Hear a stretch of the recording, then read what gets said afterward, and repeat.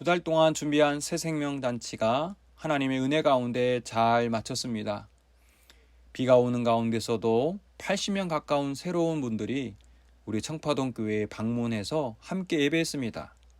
새가족은 아니지만 추수감사주일을 맞이하여 친정을 방문하듯 오랜만에 교회에 오신 반가운 얼굴들도 있었습니다.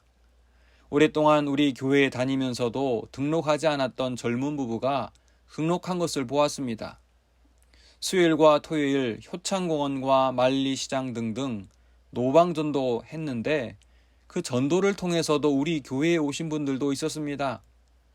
요즘 시대에 전도가 안 된다라고 말하지만 하나님은 전도의 미련한 방법을 통해 여전히 역사하신다는 것을 목격할 수 있었습니다. 그리고 고린도전서 2장에 바울의 고백이 생각났습니다.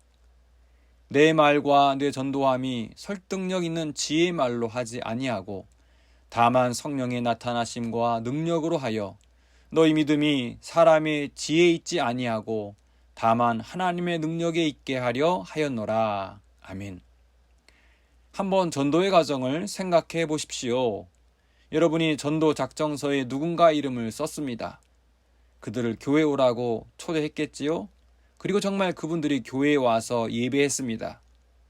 단순하게 말했지만 이 과정에 얼마나 많은 일이 있었고 또 얼마나 많은 수고가 있었습니까? 그분들이 여러분의 지혜의 말에 설득되어 교회에 온 것일까요? 그래, 당신 말을 들으니 교회에 가는 게 합리적인 선택인 것 같네요. 이런 분보다 대부분 여러분의 간절함과 끈기 그리고 평소에 좋은 관계 때문에 온 경우가 많을 것입니다. 그리고 근본적으로 성령 하나님께서 그분들의 마음을 움직여 주었기 때문입니다. 전도는 인간의 말의 지혜가 아닌 하나님의 능력, 하나님의 지혜로 이루어지기 때문입니다. 오늘 본문은 우리에게 두 가지 지혜를 말씀합니다. 첫째, 진실한 언어가 힘이고 지혜임을 가르쳐줍니다. 17절, 18절 말씀 읽어보겠습니다. 진리를 말하는 자는 의를 나타내어도 거짓 증인은 속이는 말을 하느니라. 진실한 입술은 영원히 보존되거니와 거짓 혀는 잠시 동안만 있을 뿐이니라. 최근 유명 스포츠인과 관련한 사기 사건이 주된 뉴스거리가 되고 있습니다. 진실이 하나씩 드러나고 있는 상황에서 가해자 측, 즉 사기꾼이 내뱉은 거짓말이 얼마나 꼬리에 꼬리를 물고 마는지 헤아리기 어려울 정도였습니다. 도대체 어디까지 진실이고 어디까지 거짓인지 가히 짐작할 수도 없습니다. 거짓말을 하는 사람조차도 그것을 모르는 것 같습니다. 기가 막힐 노릇이지요. 그렇습니다. 거짓은 또 다른 거짓을 낳고 나중에는 그것이 거짓인지도 인지하지 못합니다. 거짓말이 자신의 삶을 완전히 삼켜버린 것이지요. 이것을 19절에서 이렇게 말합니다. 진실한 입술은 영원히 보존되거니와 거짓 혀는 잠시 동안만 있을 뿐이니라. 진실은 지속성과 신뢰성, 안정성이 있습니다. 반면 거짓은 지속적이지 못합니다. 잠시 반짝거리다가 금세 사라져버립니다. 거짓말은 당장 귀에 솔깃하여 사람들의 마음을 움직이는 듯 하지만 얼마 지나지 않아 들통납니다. 또 다른 거짓을 만들어낼 뿐입니다. 그래서 거짓말은 힘이 없습니다.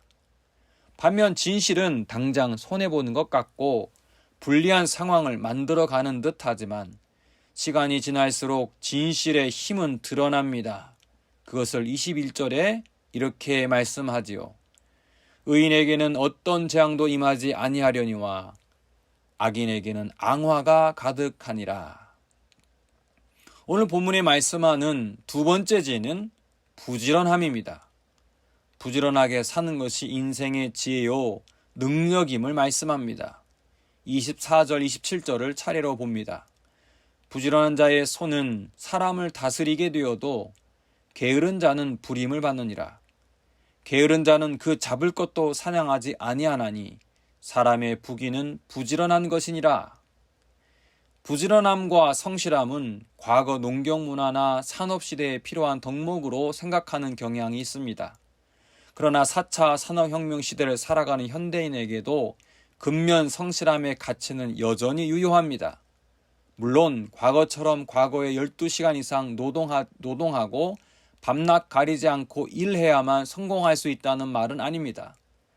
자신이 어떤 분야에 일하든 거기서 인정받기 위해서는 꾸준히 자기 개발이 필요합니다. 사회가 어떻게 변하고 있는지 부지런히 독서하고 탐구해야 합니다.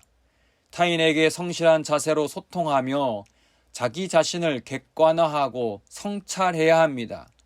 아무리 AI 기술이 발달하고 로봇이 우리의 노동시장을 대체하더라도 각자의 분야에서 부지런함과 성실함을 통해 창의력과 상상력이 발휘되는 것이지요. 좀 뜬금없는 말일 수 있겠으나 현대사회에서 복음전도와 교회의 성장도 이 두 가지 지혜에 달려있지 않는가 생각해 봅니다.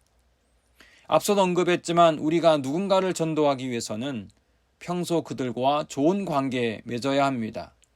그들은 우리의 논리적인 말에 설득되어 교회에 오는 게 아닙니다.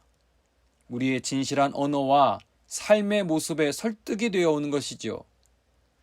또 이번에 전도의 과정을 생각해 보면 전도 잘 하려면 부지런함이 필요하겠다라는 생각을 합니다.